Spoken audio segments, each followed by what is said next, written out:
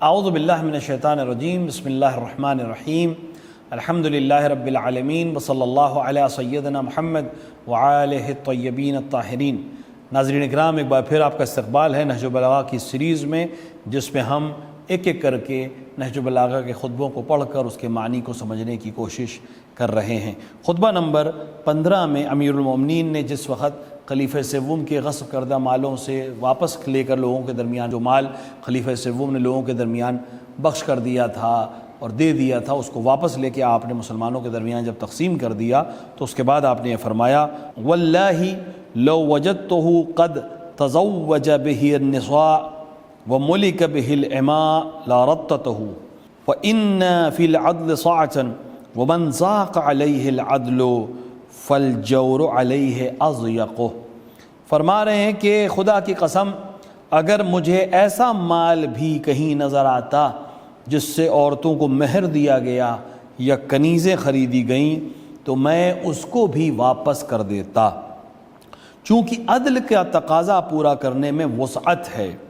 اور جسے عدل کی صورت میں تنگی محسوس ہو اسے ظلم کی صورت میں اور زیادہ تنگی محسوس ہوگی۔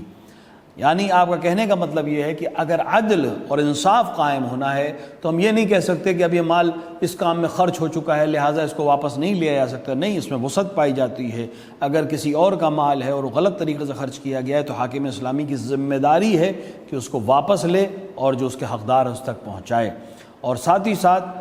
یہ بھی تنبیہ کی کہ یقیناً جب اس طرح کی حکومت ہوگی اور عدل اور انصاف ہوگا تو ظاہر ہے کہ لوگوں کو ظاہری طور پر دنیا تنگ نظر آئے گی، لیکن آپ نے فرمایا کہ جس کے لیے عدل تنگی کا سبب بنے گا اس کے لیے ظالم اور زیادہ تنگی کا سبب بنے گا۔ ظالم دور سے ممکن ہے لوگوں کے درمیان زیادہ چیزیں بانٹتا نظر آئے، لیکن اصل میں یہ ہوگا کہ وہ غریبوں کا حصہ امیروں کو دے رہا ہوگا اور غریب غریب تر ہوگا اور امیر امیر تر ہوگا، جیسا کہ آج ہم دنیا میں